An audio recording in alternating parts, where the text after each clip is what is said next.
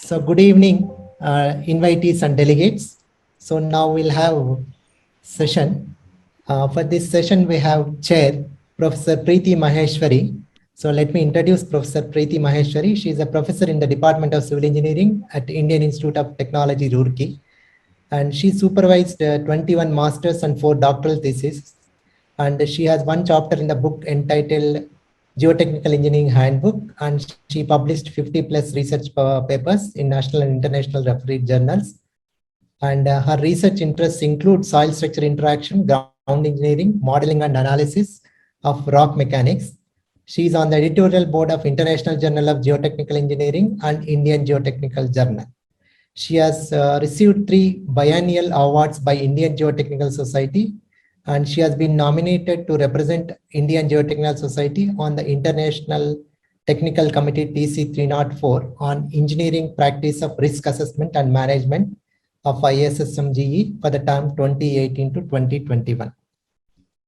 I welcome Professor Preeti Maheshwari for this session to chair.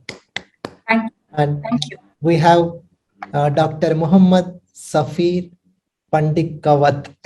Of course, I'm finding it difficult to spell. And he is going to co-chair this session. He is an assistant professor in the Department of Civil Engineering at National Institute of Technology, Calicut. Dr. Muhammad has completed his MTech and PhD from IIT Delhi. And his research areas include seismic robustness assessment of structures, incorporating soil structure interaction, dynamic response evaluation of flood-induced scour-inflicted bridges under sequential tremors, and seismic resilient assessment of steel-framed structures. I welcome Dr. Muhammad to co-chair this session. Thank you. So now I'll hand over the stage to the chair and co-chair. Thank you. Thank you, Dr. Rao.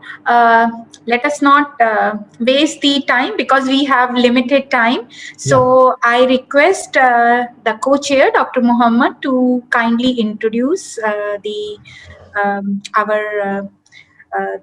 Professor Maheshwari, Professor P. K. Maheshwari. Okay, and just suggest that how much time that he has for his presentation. Please go ahead, please. Thank you, ma'am. So thank you for this opportunity, the coordinators and all those who are working behind this event. So let me introduce our honored speaker, Dr. B.K. Maheshwari. B.K. Maheshwari. She is currently Shamsher Prakash Chair Professor at the Department of Earthquake Engineering, IIT Roorkee, and Vice President of Indian Society of Earthquake Technology. Dr. Maheshwari secured PhD from Saitama University, Japan, and worked for about 2 years in industry in Tokyo, and then joined in Washington University in St. Louis, Missouri, USA, as a postdoctoral fellow. Since December 2004, Dr. Maheshwari is a faculty at Department of Earthquake Engineering, IIT Roorkee. Her research areas includes dynamic soil structure interaction, liquefaction, dynamic soil properties, constitutive modeling, nonlinear finite element analysis, slope stability, and landslides. Professor has been awarded prestigious IIT Roorkee's prestigious Shamsher Prakash Research Award for year 2009, Excellent Research Contribution Award of IAC MAG in the year of 2014. Professor also served as Head of Center of Excellence in Disaster Mitigation and Management, IIT Roorkee, during February 2015 to February 2018. She was the organizing secretary of prestigious 16th Symposium on Earthquake Engineering held during December 20 to 2018 at IIT Roorkee. So on behalf of the conference team and all the participants, let me invite the honored speaker to this event. And the time allotted is for half an hour, and after that we will have a 5-minute discussion. So I'm handing over the session to speaker. Thank you. So, thank you, Dr. Muhammad, for introducing. Thank you, Chairman of the session. And let me at the outset thanks to the organizers, particularly Chairman of the conference, Professor T.G. Sitaram, and organizing secretaries, for giving me this opportunity to present my work. So what is here that what I'm going to talk is related to SSI, Soleist Instruction. And let me tell you, the Soleist Instruction is a very near and dear to my heart. Actually, since my PhD, I'm working in this area. My own PhD was on this there, and it keeps over the time as the students and so growing. And I hope that I'll be able to do justice with this opportunity given to me. So though a lot of work has been done on SSI, but when we talk about our country, India, you may be aware that now this nuclear energy share is increasing year by year. Actually, earlier we have thermal power, then we have hydropower, and nowadays nuclear, and then we have more for let's say solar and wind. But nuclear power, after the civil deal with the United States, many nuclear power plants are coming. But basic difference between today and the earlier nuclear power plants is that earlier most of the nuclear power plants was on the rocky site. But now in many nuclear power plants will be coming on the alluvium soil. And that's why this topic of SSI for nuclear power plants is important. So with this background, let me first acknowledge, first of all, that the work I'm going to present is also shared with my PhD student, Mr. Mohammad Firoz, who have in fact are working on SSI of nuclear power plants for his PhD. So much of the component of this presentation is coming from this, but at the same time, many parts of the presentation is from my earlier students. So let me acknowledge. So this is from first Mohammad Firoz. Then I'll also acknowledge that currently I'm serving on Shamsher Prakash Professor Chair, IIT Roorkee, and certainly this chair is helping for research, and this presentation and as well as paper is part of this chair, the research related to this chair only. And this conference, you may be aware that also belong to Professor Shamsher Prakash, who initiated this series of the conference. Let me acknowledge at the outset, first my advisor at Japan, PhD advisor, Professor Hiroyuki Watanabe, from where I have started my journey in SSI. Then Professor Kevin Truman, my advisor for postdoctoral partnerships in St. Louis. Then this is when I joined IIT Roorkee, my journey was continued with my students. The first student, Pawan Imani, who contributed a lot for SSI on modeling part. Then Dr. Rajiv Sarkar, who worked for liquefaction phenomena, and Dr. Madni Saeed also worked for modeling of the for Soleist Instruction problem. At the same time, let me acknowledge the sponsoring agency over the time, because this presentation is like, since my beginning from PhD, I try to include all the parts here. So, and then what you have, the funding from DST as well as MHRD, and then Japan, as well as the NSF and US Army Corps of Engineers. And we also have some funding from Royal Embassy of Norway in India. So with this, all the acknowledgement, let me go ahead with this presentation. So when we talk about SSI, you already aware about that, that SSI is a very important, it plays very important role, particularly for seismic response of nuclear power plants. And you may be aware that NPP are nothing but very heavy and massive concrete buildings, which are typically embedded in the surrounding foundation soil. And once we consider such a heavy and stiff structures, then effect of seismic soil structure interaction is very important, particularly for weak soil. So that we are going to discuss in today's presentation. The seismic analysis of the soil interaction for NPP, it is one of the most challenging problems, which is like, certainly it's because now there are a lot of advancements in computer technology, so it can be done with that. Continue with this. So this shows the location of NPPs in India with seismic zones. So I'll share this slide from three perspectives. First is the type of soil conditions. So you could see that there are two categories, alluvium soil and hard soil. So as far as SSI is considered, those NPPs which are situated on hard soil, that may not be significance, but for those nuclear power plants which are situated on alluvium soil, certainly they are for our interest for this research. Now, at the same time, you see that this is seismic zonation of map of the country. So fortunately, we do not have right now any nuclear power plants or proposed NPP in seismic zone 5. But still, we have a couple of NPPs in zone 4. For example, Narora in UP, which is already existing, it is an alluvium soil and it is in seismic zone 4. So this is a typical the example where SSI is applicable for nuclear power plants in country. Then we have Haripur in West Bengal, which is also in zone 4. Then we do have Jaipur, but Jaipur is fortunately on hard soil. Then there are others which are coming. We also work for liquefaction for the nuclear power plants for Gorakhpur, Haryana, which is in seismic zone 3rd, and that is like on alluvium soil. So you see the list. Then in the Gujarat, Meethi, Virdi, Kovda, and then in Tamil Nadu, both are on alluvium soil. But of course, they are in 2nd and 3rd zone, not in 4th zone. So that means this research is required in the country because many some NPPs are already there, or many others are coming on alluvium soil. Coming to geological condition of Indian NPPs, of course, this is not the complete list, but if I mentioned Tarapur and Rawatbhata, they are on raft foundation because the site condition is very good. But if we talk of Narora Atomic Power Plant or Kalpakkam in Tamil Nadu, then there is a alluvium soil and raft foundation will not be used, rather pile foundation will be used for Narora power plants has been used. And at the same time for Kalpakkam also, most of the structures which are lightly loaded could be on spread foundation, otherwise on raft and pile foundation. Now let me give a brief background what has been done on this research on this area.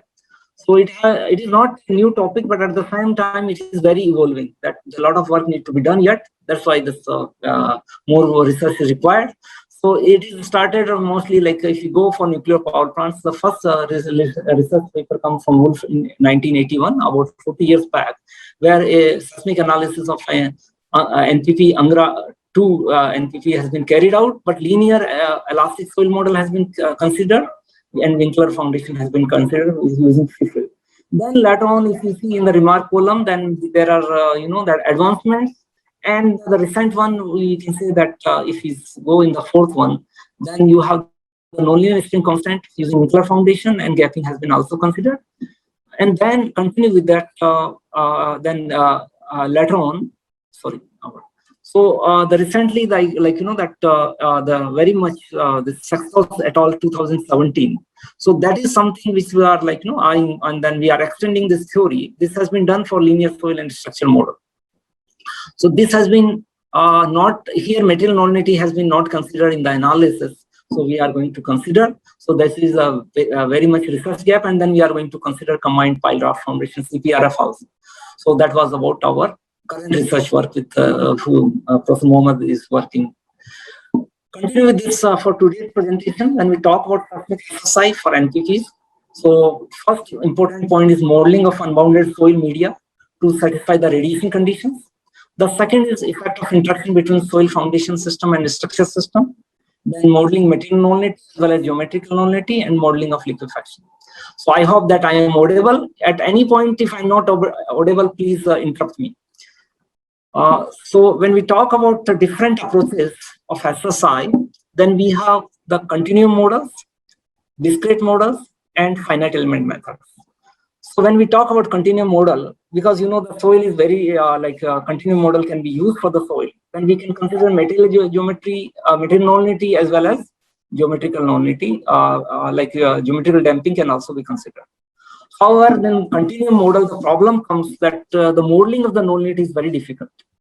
So damping is fine, that we can consider the damping. So then we go for discrete models, which is lump mass and spring and dashpot models. In these models, we can consider easily the nonlinearity.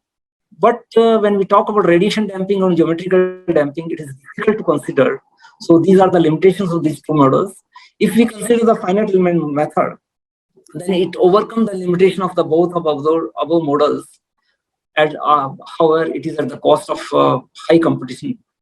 So you may be aware that we can deal with the nonlinearity as well as we can include the geometrical damping also in this case. So let me in brief before I go ahead, what is the different components of SSI? SSI is not only simply ground response analysis, which is free field. So it can be better explained by considering two identical structures which are situated in two different scenarios. One is on the rocky site, another is on the soil site. Structure which is situated on the rock, in that case, whatever motion is coming due to earthquake, we can directly apply at the base of the structure without any change in the motion, and then analysis can be carried out as what we call the fixed base structure. But the similar analysis cannot be done even for the identical structure if between this rock and then base of the structure there is soil column. What is the effect of the soil column when the waves goes from this point to top? So that is basically the effect of SSI, and that effect can be, can be break up into three components. One is what is called free field motion. Here you don't have any structure or foundation. It is simply soil, ground motion. So even the presence of the soil will change the motion at different points when the motion propagates from point C to D and E. So you could see the size of this arrow is showing the this is the amplification basically. So most of the time this motion get amplified, but it may not be the always, but mostly it is get amplified, which is what we call the ground response analysis, and many softwares are available to carry it out. So this is the first step of the soil interaction. Then if you insert the foundation inside the soil, then you can see that there is further change in this motion and the rocking components come in picture. Even your input is translation only, but output will also consider a rocking component, which is called effect of kinematic interaction. The difference between these two motions is called kinematic interaction. And in this case, we are not considering any mass of the structure or foundation. That is, inertia is not considered. But if we consider the inertial forces also of the foundation as well as the structure, in that case, further these all motions get changed. Mostly it is get amplified, which is called the effect of inertial interaction. So it is basically free field motion, kinematic interaction, and inertial interaction. So now let's in brief discuss what is the effect of SSI. When we talk about effects of SSI, you have here three types. You may be aware this is the response spectrum given in IS 1893 part 1. So there are three curves which are denoting three different types of soil. One is for solid line is for rock, this dark line is for rock or hard soil, while medium soil and soft soil. So you could see when this time period is, this is 0.4, this is 0.55, this is 0.67. So if it is less than 0.67, so irrespective up to 0.4, all types of soil in between this range is SI by Z is 2.5. Suppose my natural period of the system is 2.5 Hertz, then it will be let's say 0.4 natural period. As a result, this SI by Z will be here. But if I consider the soft soil below the structure rather than fixed base structure, then as a result, what happens? The natural frequency increases, natural frequency decreases due to the flexibility of the soil. And let's say if natural frequency decreases to 0.5 Hertz, that means natural period is 2 seconds. And for this natural period, you get this SA by Z even for soft soil as 1. So it comes down from 2.5 to 1. So normally, if due to effect of SSI, the forces are reduced when we are considering because it is this design forces. The reason being is this natural period increases, and once the natural period will increase, so you can see that in the response spectrum, you are coming down here. So that is in general, but this may not be always the case. So we need to check what is the changes in natural period due to consideration of SSI. That is very important to consider. Continue with this. So then there are simplified models used for, like for example, in this slide, the models which has been by Gazetas in 1991. You have spring and dashpot, a combination. So what is this? These spring and dashpot on the second column. You could see this for vertical, horizontal, that is Z motion, Y and X. These are 3 translation motion and 3 rotation, rocking in X and Y direction, and torsion, that is along Z direction, about Z axis. So you have, so what you have here, in this case, the stiffness, this spring constant can be determined using the values given here, where B and L are nothing but the dimensions of the foundation, and Z shear modulus, L is the length, and U is Poisson's ratio. So we can determine it. Similarly, so these coefficients, are given by these expressions are given by Gazetas 1991. Similarly, a spring coefficient which is given by AERB, which is Atomic Energy Research Board, for the nuclear power plants are shown in this slide. This is for circular base. So you have vertical, horizontal, rocking, and torsion mode. Then you have, in this case, if you have not a circular base, if you have rectangular base, then we can find the equivalent radius for this horizontal vertical area should be same, while rocking and torsion, the moment of inertia should be same. So by equating, and this is given here. And in this case, Vz and Vx, Vpsi, some coefficients are coming, which can be found from this graph, which is dependent on L by B, where L by B is the ratio of the length and width of the foundation. So you can determine these coefficients using this chart. So this way we can find the spring and dashport coefficients for circular as well as rectangular foundations. Now continue with this. Now when we talk about methods of DSSI, that means dynamic soil interaction, normally it is divided in two parts. One is called what is called direct approach, and another is called substructure approach. So in this case, direct approach, you consider the complete structure and foundation as well as soil in one attempt. That means you need to truncate the soil at some fixed boundary and some part of the soil, because you cannot, strictly speaking, you need to consider what you need to consider. You need to consider the complete, you need to consider the infinite domain of the soil, which is not possible to consider. So now the issue comes in these methods, the where to put this fixed boundary, where we can assume that the soil is truncated and we consider this one. So this is a big issue, and that we are going to discuss in detail. What you could see here, rather than going in the complete detail of equation, let me say salient features.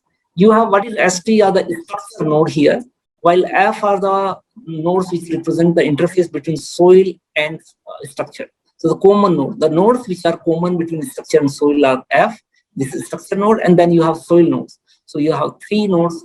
T as a superscript is representing total motion here. So this was for direct approach.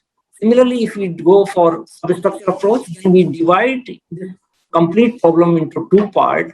One is substructure and another is free field. Normally, when we say the free field, so that means this excavated part is also filled. So what we do, we fill this soil to make it free field, and then we deduct from the structure the same amount of the stiffness and other properties from here. So it is balanced out. So we consider the free field because it is easy to deal with free field rather than excavated field. So in this case, the equation of motions will be for the substructure one, this equations for ST and R, while the second part, this is, so it is easy to find this. This can be easily done, what we call the ground response analysis, 1D ground response analysis and others.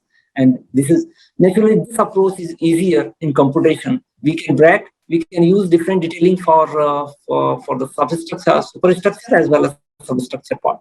But if we go for rigorous nonlinear analysis, then we can't consider in this approach. In that case, we need to consider the direct approach.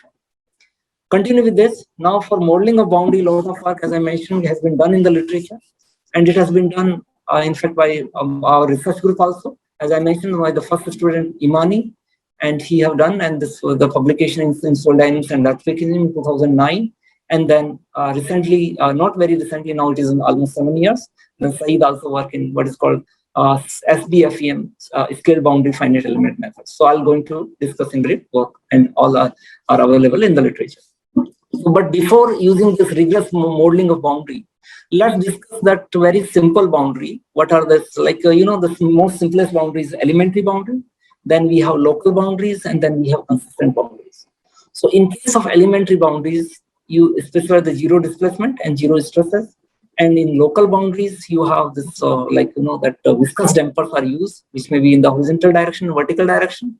And in the consistent boundary, it is consists of spring and dashport combination, as shown here. Then for boundary element methods are used, so I'll skip it due to the lack of. CIFESIM, as I mentioned, has been utilized by Imani and Maheshwari and published in Soil Dynamics and Earthquake in 2009. So this is a concept here where you have, that's basically you have exterior interface and interior interface. So what we do, this is the radius for R1, and then so we keep it truncating. And then ultimately, so I'll show it down here. Yeah, it is here. So what is done here? Our objective is this is complete system. So we break into two parts. One is near field and far field. Near field is the zone where we are considering the material nonity of the soil nonity are concentrated, while far field is a zone where you have most of the, you can consider the linear system. What happens when you go from far field can be modeled using what is called the CIFCM, using this concept, where we determine the dynamic stiffness of the system, and then using an interface, it is lumped with the near field, and then this can be simply, once we lump with this, then it can be easily analyzed like using simple finite element methods. So this has been already done, and many of the results which have been already shown, I'm going to discuss this. This is, as I mentioned, in 2009 publication. So you could see that for different, this has been done for single pile, for 2 by 2 pile group with spacing 5, 10, and S by D equal to 2, 5, and 10. So you could see this is for dynamic stiffness. This is first case is for horizontal vibration, and the second is for vertical vibration. This is real part and the imaginary part. So you could see that using this technique, how close was the result from the published one by Kenya. So and then so this is but using present study means the study done by Imani and Maheshwari, and this, so this shows that this boundary is working perfectly well. Then going to the next, Saeed and Maheshwari used scale boundary finite element method in 2014, and this has been published in ASE. And what you could see here, in this case, this advantage of SBFEM over the CIFCM, that computation is reduced because the spatial dimension boundary is reduced by 1. That is for 3D problem, and only 2D boundary is required.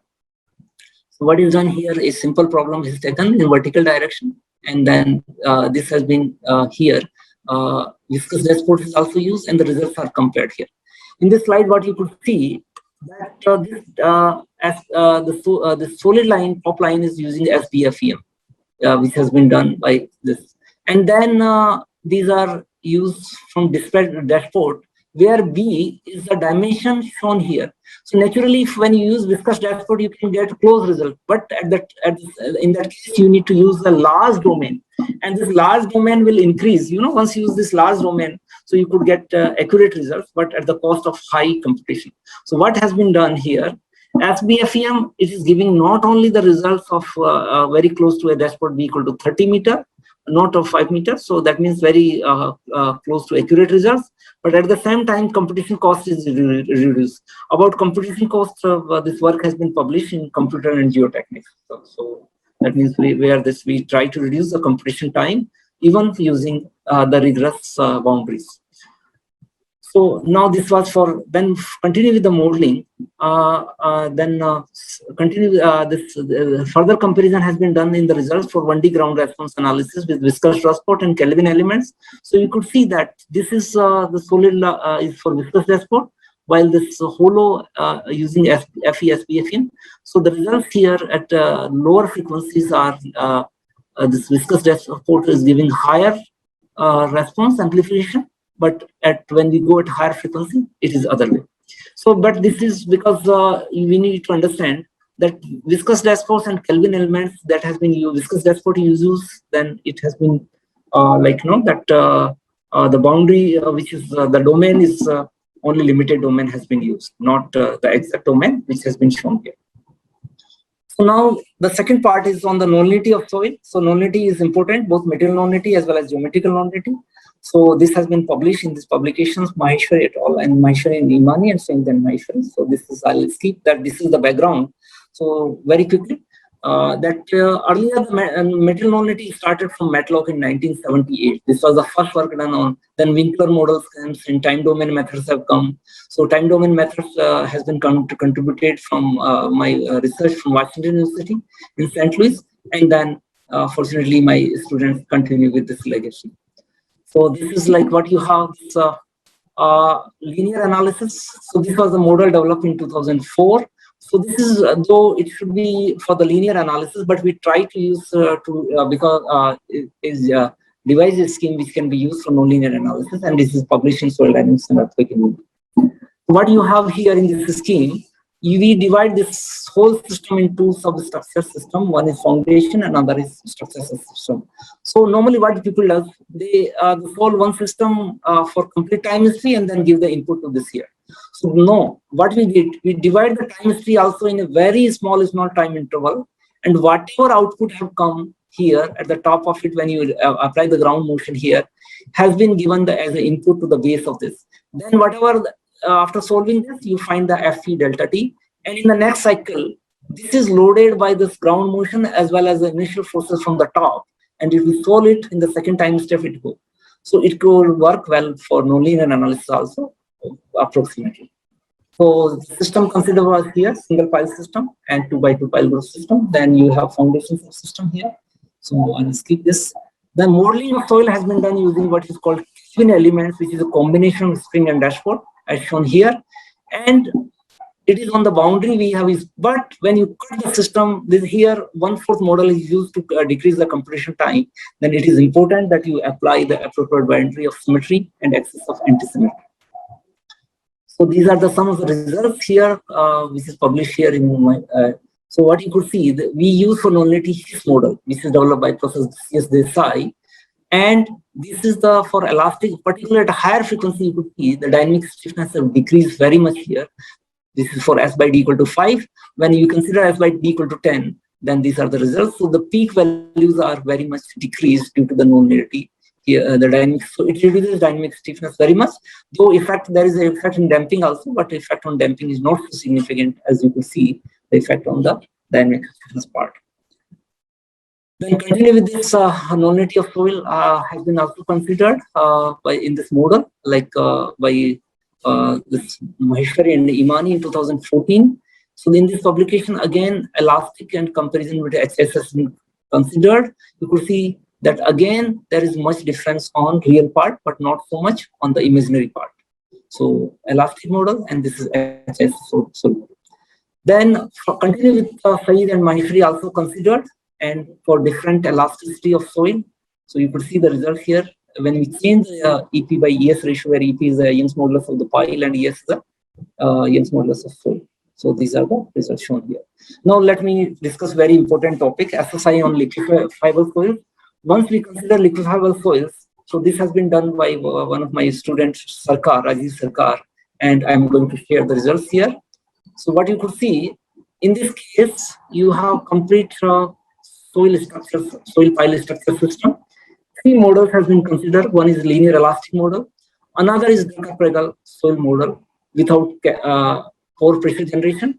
And third one is with pore pressure generation. So these are the results. When we do not consider the pore water pressure generation, then there is hardly any difference between elastic and Duncker-Pregel model results. So you could see it is already published here in 2001 publication, 11 publication. And then if we see with pore water pressure generation, then you could see that there is a large difference in this. So that means this reduces dynamic stiffness very much. So now the recent work which has been done by the Firoz, rather than he is doing, so it is already published in 17th WCE, World Conference on Earthquake Engineering. So what is this has been done for nuclear power plant exclusively. So what you have here, you have a soil and the top of most of the nuclear power plants on the rough foundation. And then you could see that this is using the lump model, and the soil has been modeled using the simple spring and dashboards.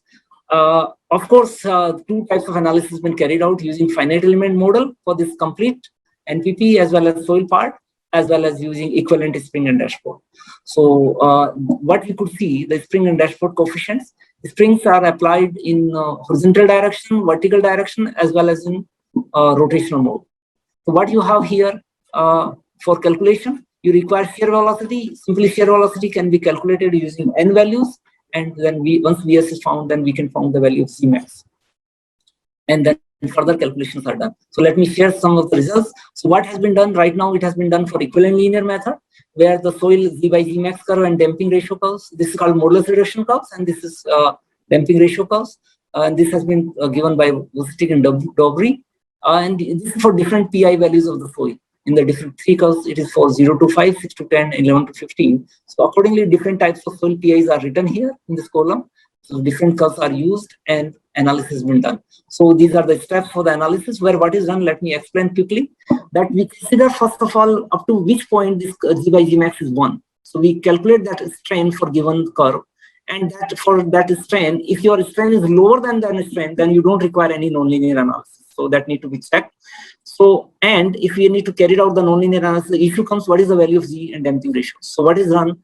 we consider Z values and damping ratio for this corresponding strain and we start our calculation, and then again find the strain. And once the strain is found, then for once we find this updated strain, then again revise the value of Z by Gmax and damping, and this will continue until you get the convergence. So the motion considered here is input background acceleration. Kobe time history has been considered here. You could see that this is the maximum PCA is 0.344Z and the predominant frequency is 0.58 Hertz. But when the slow motion comes at the ground level, then this is jumped to 0.421G and 1.7 Hertz. So this is applied, and this you could see the results are very that's close using finite element models and spring dashpot models, which has been published in WCE. Here you could see this these results and this comparison. If we compare here, so what you could see, this is finite element model and spring dashpot. This table is giving a comparison. So when we consider without embedments of the nuclear power plants, this is difference is less than 7%. With embedment, difference is really larger, 12%. But still, finite element model and spring dashpot models are giving quite close results, and that is I hope that it will lead to the more research. Then continue with this. This was for displacement. This is for same thing for acceleration, and the results are close, 16 to 15%. Though difference have increased percentage when we compare spring and dashpot model. Now this is for SA by G for different time periods using spring models, dashpot models, and FEM models. So the results are very close. Particularly if you see the trend using both the models are quite same, though there is in the peak values which is expected because the difference are coming 8 to 4%. So what you could see, when we talk about the spring dashpot model, this is for embedded foundation is proposed to calculate the seismic response of lumped structure on the layered soil mass. A comparison of results obtained by the proposed method with those provided by the FEM shows that it can calculate the horizontal displacement, acceleration time history, as well as response spectrum for seismic design. Therefore, the proposed method has an advantage over the finite element method because it gives the less computation. It is very simple and it reduces the computation time period. It is applicable for embedded foundation also. And there are different software packages available for NPP modeling. Then we have SASI, LS-DYNA, and Abacus, but each one have its own limitation. All has been discussed. I'll not go in detail because due to limitation of time, this has been given in the paper, so one can go through these packages. Let me summarize. And so first of all, for the accurate modeling of boundary, it is very important that we consider for SSI, modeling is very important. So both simplified and rigorous boundaries are available, and their application need to be done case by case. Interaction effect, that is soil pile interaction, as well as pile soil pile interaction, which is for pile group, that is must to be considered.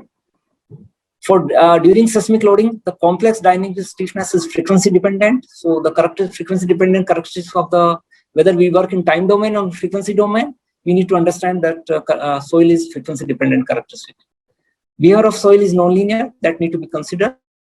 And for NPP, we need to, because the combined pile raft foundations are being used, particularly for soft or aluminum soil conditions. So the analysis of CPRF considering SSI is complex but very important for safety of these structures. These are the key references which have been used in these presentations, and many references, I think more than 100 has been listed in the paper. So if anyone is they can go through.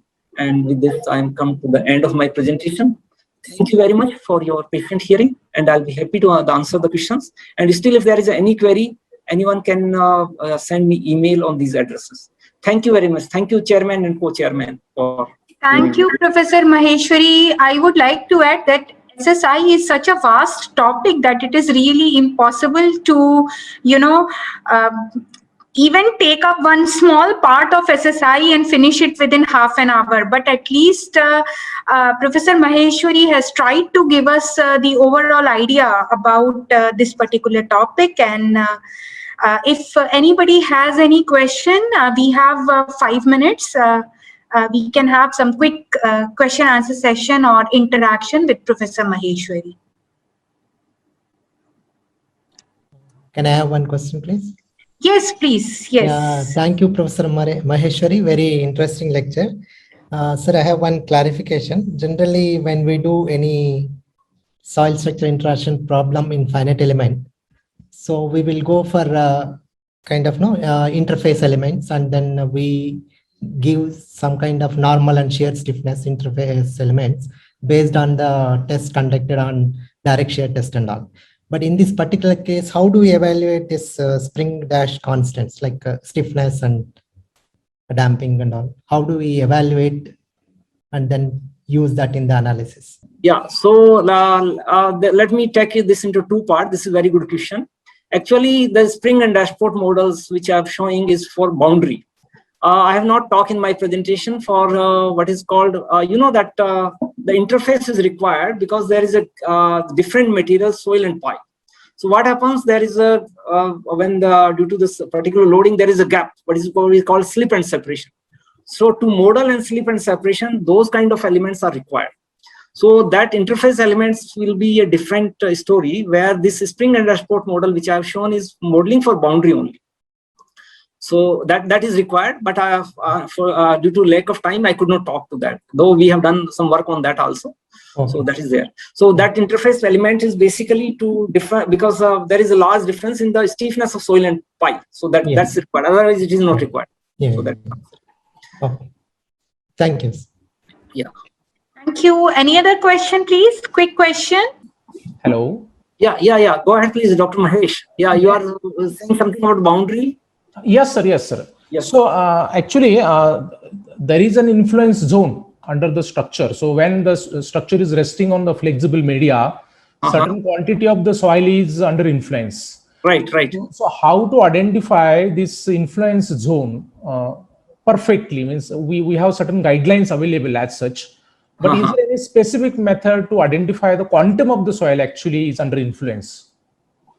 Yeah, that is also a very good question. Actually, see, what you raise is very pertinent for SSI. And that was covered in my first part of the modeling of soil. Strictly speaking, we need to consider the infinite elements and infinite domain. But because this influence remains up to certain points, so what we can do, we need to calculate the strengths in the soil which are coming due to loading, whether it is coming due to seismic loads or whether it is structural loads. So if strengths are within linear zone, then there we can truncate our boundary, and the rest of the part can be considered elastic media. But in any case, we need to consider whether we need to use some kind of boundary, whether we say viscous dampers, which is the simplest, or the rigorous boundary to model perfectly. That is what we call the radiation conditions in the SSI. So radiation condition is important to satisfy, and the boundary is available. So basically, rather than considering, you apply a boundary. So answer, I'll say, rather than truncating it arbitrarily, you apply some boundary. There are different boundaries are available. So boundary should be applied. So that is the answer. Yes. So the boundary is very much important. Where the boundary will depend on the type of boundary. So the answer will come there. That like for example, viscous dampers, you require large, more the space. But if you use Kelvin elements, then your size will reduce. So, okay. Yes. Thank you, sir. Thank you very much. Welcome. Okay, thank you. So since we have the constraint of time, maybe if anyone else wants to interact with Professor Maheshwari, they can do it through email, or his publications are also there. So I just thank Professor Maheshwari for his lecture. Thank you so much. Thank you, Chairman, Professor Preeti Maheshwari. Thank you.